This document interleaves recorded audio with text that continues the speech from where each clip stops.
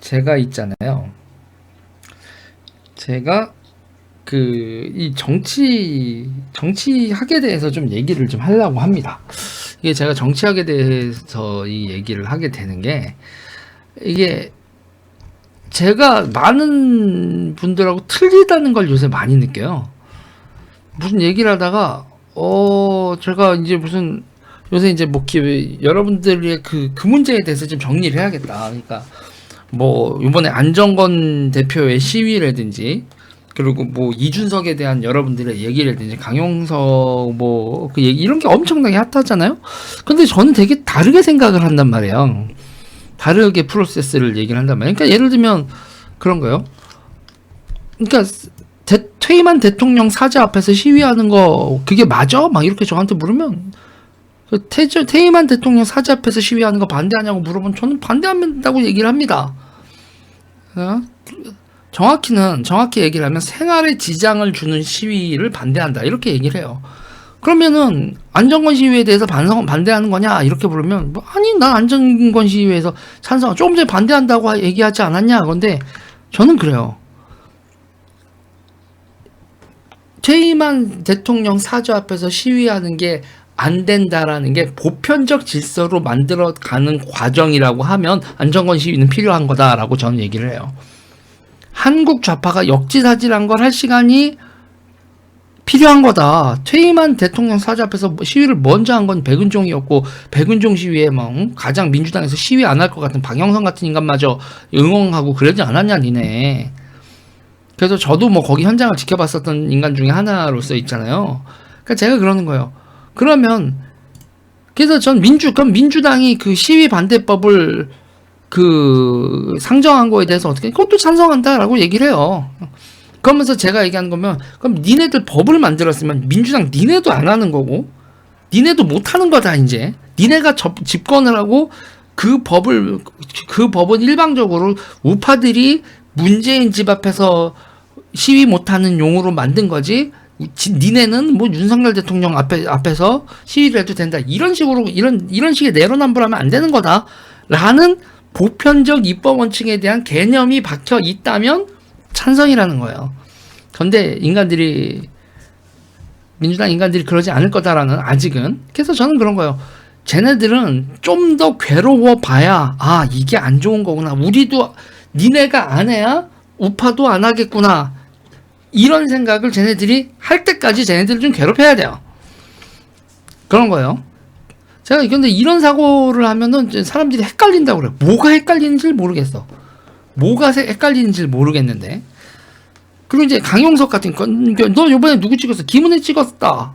김은혜 찍으라고 얘기도 했어. 나 김은혜 지지한다고 얘기했는데, 그건 강용석 가서 지지한 거 아니야? 그래서 강용석이란 사람의 출마라는 현상을 인정을 하고, 이거를 어떻게 조율을 해서 경기도지사 승리를 어떻게 가져올 거냐에 대한 고민을 해야 되는 거 아니냐, 이런 얘기를 하는데 막 사방팔방에서 말이 안 통하는데 왜 내가 이상하지? 라고 생각을 하다 보다가 있잖아요. 이게 제가 정치학과를 전공한 게 확실히 도움이 되는구나, 이런 생각을 한다는 거예요. 응? 안정권 열사 그렇게까지는 그런 개념은 아닌 거고, 저는. 그래서 보면 어떻게 되냐면, 이게 여러분, 정치학에서 무슨 얘기가 나오냐면, 여러분, value oriented라는 얘기가 나와요. value oriented라는 그게 우리말로 이제 가치 정양 이렇게 번역을 했었는데, 그게 뭔 말인지 하나도 모르겠죠. 그러니까 뭐냐면, 정치학이 역사, 철학 이런 영역이었었어요. 19세기만 해도. 그러니까 옳으냐 그르냐. 그래서 나는 옳은 편, 너는 저쪽은 그른 편. 이게 이제 이데올로기죠. 그래서 나는 무슨 파다, 나는 좌파다, 우파다, 이런 정체성, 아이덴티티가 형성된 사람들이 그 아이덴티티를 형성되기까지 value oriented, 가치 지향적인 사고방식으로 정치를 바라본다. 이렇게 되는 거에 대해서 20세기 정치학은 그걸 극복해야 된다고 얘기를 해요. 그러니까는 뭐냐면, 그래서 행태주의라는 얘기가 나오는데, 행태주의라는 건 어떤 사람들의 비헤이비얼리즘이라고 얘기가 나오고, 그래서 그게 뭐야 이렇게 하는데, 정확히 얘기하면 현상을 보라는 거예요.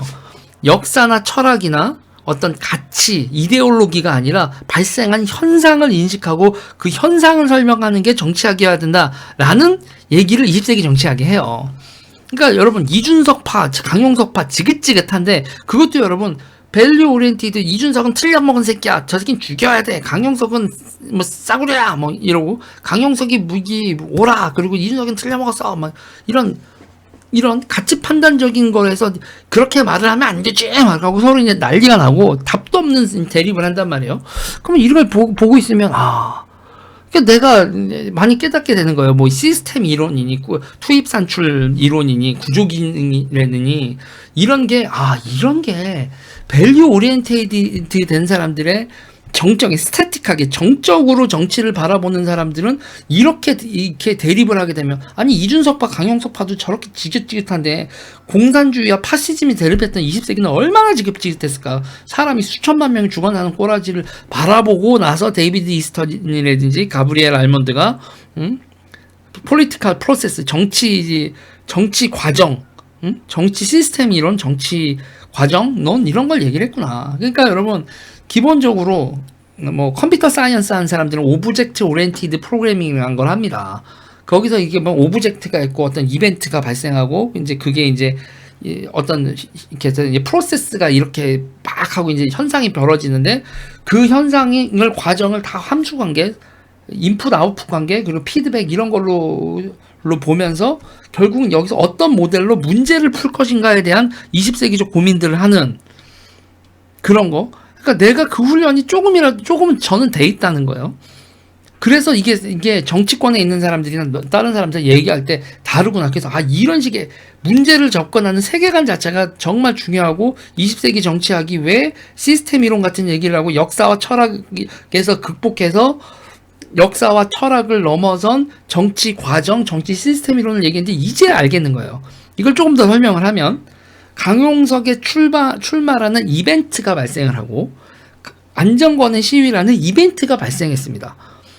그런 이벤트가 발생했을 때 밸류 오리엔티드 대화는 우리가 무슨 목적을 지향할까에서는 밸류 오리엔티드라는 대화가 필요하지만 그걸 어떻게 해결하는 거에서는 밸류 오리엔티드가 오히려 방해가 된다는 거예요. 그러니까 무엇이 목적이냐 얘기할 때는 아니 경기도지사 같은 경우는 아주 간단한 거예요. 우파 진영의 경기도지사 승리라는 목적. 그걸 이제 가치지향적으로 딱 그 목적을 딱 세우면 경기도지사 승리를 위해서는 어떤 기브 앤 테이크와 어떤 프로세스를 거쳐야 되지? 라는 그걸 설계를 해야 되잖아. 근데 그 설계가 멈춰. 가치지향적으로 사고방식을 하니까 프로세스 자체를 진행이 안 되는 거예요. 그리고 여러분 그 안정권 시위라는 것도 제가 막 여러 사람들 얘기하다 보면 결국은 거예요. 당한 만큼 돌려준 다음에 새로운 질서를 수립하자. 이거 간단한 얘기거든. 그러니까 최종 목표 설정 이런 가치지향적인 얘기로 간단하게 목표를 설정을 한 다음에 그 프로세스를 설계하면 되는데 근데 그 프로세스 설계가 전혀 안 되는 거야. 응? 그러니까 그 이벤트가 발생했는데 그 오브젝트 강용석과 안정권이란 오브젝트에 대해서 과몰입하고 그들의 속성에 대한 뭐 어쩌고 저쩌고 뭐 스타일이 어쩌네 뭐네 쟤들은 양아치야 뭐 이런 식의 얘기들만 주구장창 해봐야 강용석 양아치야 안정권 양아치야 이준석 양아치야 이준석 위대해 강용석 위대해 안정권 위대해 이런 얘기를 주구장창 해봐야 어떤 프로세스가 작동을 하냐고. 그러면은 그걸 이렇게 파라미터들을 어떻게 조정을 하고 변인들을 어떻게 통제하고 이런 거에 대한 일체의 논의가 없어. 그리고 이번에 경기도지사 선거 같은 경우에는 그 어떤 필요한 조치들도 하지 않고 한다는 얘기가 기도야 비난이다 실력 있게 비난이다 경기도지사 승리를 어떻게 하게 해주세요. 아니 내가 인간사가 용을 써도 안 되는 게 인간사고 그냥 아무것도 안 하고 자포자기해도 1이 되는 게 인간사인 건 나도 나이를 먹어봐서 알겠지만 그래도 인간이 진인사 대천명이라는 자세라는 게 여기서 진인사라는 게 지금 시대에는 전략, 전술, 모델링, 모델 빌딩 이렇게 하면 승리할 수 있어 모델 빌딩을 하고 문제 해결하고 하려는 프로세스를 가동하는 정도를 해놓고 그 다음에 하느님의 뜻을 바라야지. 이거는 그냥 아무것도 안 하고 기도 메탈 하네. 민주당이 똥을 싸게 해주세요. 응? 그러니까 저는 그러니까 야, 제가 지금 그래요. 제가 학교 다닐 때 그렇게 이거 정치학 전공해서 어디다 써먹지? 이러고 살았는데 지금 와서 보니까 야, 정치학 배우길 잘했다. 정치학을 공부한 사람하고 정치학을 공부 안 하고 안 한 사람들하고 이 정치 현상을 바라보는 이게 다르구나. 이런 생각을 한다니까요. 그리고 20세기 초에 생각해보세요. 히틀러파, 스탈린파 돼서 서로 몇천 명을 죽이는 그 개지랄 같은 인류의 파멸적인 결과를 보면서 얼마나 고민을 했겠냐고, 정치학자들이나 이런 사람들이. 밸류 오리엔테이드 이데올로기적인 거, 이거는 답이 없다. 현상으로 보고 현상에 대한 프로세스로 보고 정치를 설명하자. 그리고 뭐 이데올로기 이런 거 얘기하는 거 지겹다. 인간의 행동, 행태 이런 걸 보면서 그거를 중심으로 하고 인간의 행동을 중심으로 정치를 바라보지, 인간의 뭐 가치가 어떠네, 뭐 이 속마음이 어떠네, 무엇이 우리가 지향해, 이런 밸류 오리엔테이드는 최대한 배제하고 현상으로 보고 그 현상에 대한 과학적인 인식, 시스템적인 인식, 그리고 투입 산출 이론으로인 이거를 좀 정치를 바라보자, 이렇게 했었던 게, 아까도 얘기했지만 데이비드 이스튼과 가브리엘 알몬드가 왜 마르크스나 레닌보다 위대한 정치 이론가인 걸 이제야 알겠다니까. 이제야.